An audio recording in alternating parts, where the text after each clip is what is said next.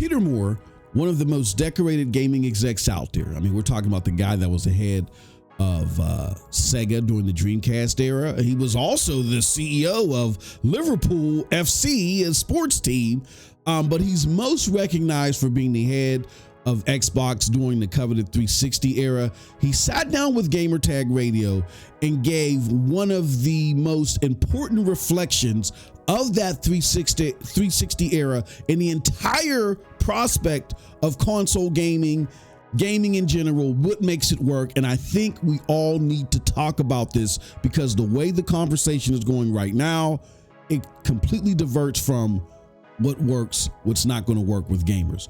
What's up, people? It's your boy MM2K back again with another episode of Short Shot where we talk about the latest and greatest in the video gaming space. Before we get into this one, hit that like button, hit that subscribe button, and rock those bells for notifications. All right, no further ado, let's get to this one because like I said, it's a big one and it's a very important one for all of us to discuss.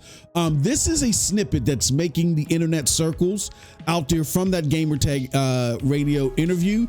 Let's listen to it and then we're going to talk about it on the back end. All right. So with no further ado, here you go.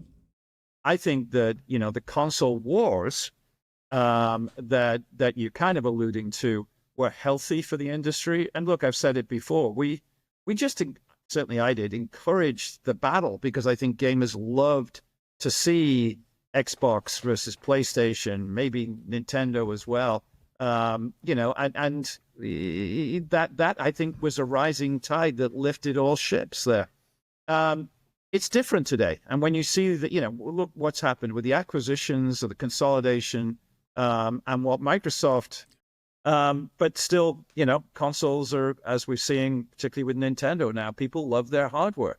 The acquisition of Activision Blizzard changed things, I think, I know at Microsoft. And so this is not the old days of the console wars and punching each other and trying to steal customers and trying to get market share and build your attach rate. Right. This is bigger than that in an economic sense. Has it lost a little bit of the feistiness that the industry, I think, fed upon and grew upon? I think so. What Microsoft is doing is no longer we're going to get as much content on our singular platform and the PC, and we're going to fight for that, and we're going to pay for that, and we're not going to give it to anybody else. And those days are clearly over, as you can see.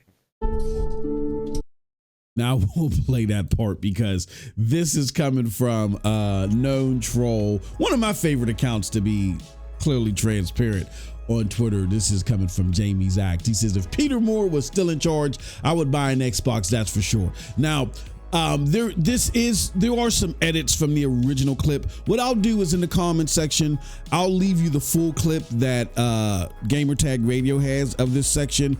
I'll also leave you a link so you can go watch the podcast, the full podcast and the full interview on YouTube. All right. So why do we need to talk about this?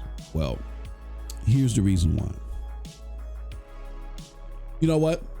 I summarized this and I forgot. Here, let's take a look at this. I said, this is why I've said numerous times, Peter Moore, LFC, is my favorite gaming exec of all time. See how he refers to console war?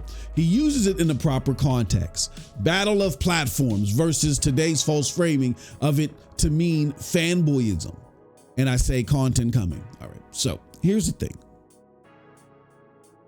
As I say in that summary, we have a lot of discussions around the console war and people try to equate it to fanboying, and they try to make console war, which I've told you guys thousands of times, refers to the battle of platforms simply.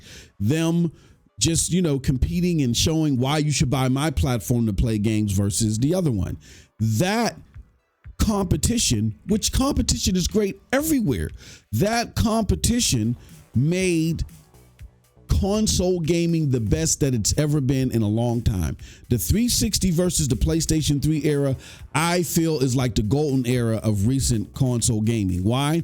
Because even though PlayStation 3 kind of dropped the ball at first, the 360 wasn't perfect either. They had the red ring of death or whatever, but they fought to bring you some of the best content out there. As a matter of fact, that content is so good when you look at not necessarily the graphics, but when you look at the types of games that we're playing, they are just, in a lot of ways, they are just enhancements at best or regurgitations of games that came from that era.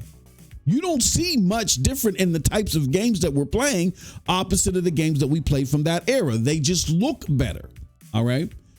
And because of that lack of competition since the 360 era on the AAA console gaming front, that is why I think we're not seeing different games. We're seeing a lot of the new stuff. I mean, a lot of the same stuff repackaged as something new. So I thought it was important to show you guys that clip, share that with you, give you access to the full interview and tell you what I think about it, because we are seeing the conversation framed in such a wrong way and is detrimental to the future of this hobby. Competition is good. When people battle for content and they enhance it and, you know, they do it to draw you to their platform or service or whatever ecosystem, that makes gaming better. Steel sharpens steel. Peter Moore understood that, and that's why under his leadership, Xbox was able to do something that no other platform has been able to do. Go toe-to-toe with PlayStation, right? And ultimately sell more hardware.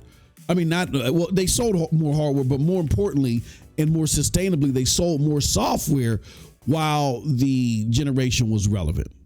Okay. So I'll talk about this later in more depth and more detail once we start creating content again, taking a little break a little bit, you know what I'm saying, to recover. But yeah, very important clip. Had to share it with you guys and wonder what your comments are on this in the comment section below. Let us know. Like I always say, who cares what I think? Tell us what you think. And if you did like the content, please check out the links below to follow us. Also become a member. Even though we're taking a break because I hurt my old bones and I got to rest up a little bit, there's still content flowing on the member side. So always pay attention to that. Also, go over to Cloud Dosage News on YouTube or go to clouddosage.com and you can see my latest review of Atomic Heart, their latest DLC, which is called Enchantment Under the Sea. You definitely want to check that out. All right, with that said, peace, everybody. Have a wonderful gaming day.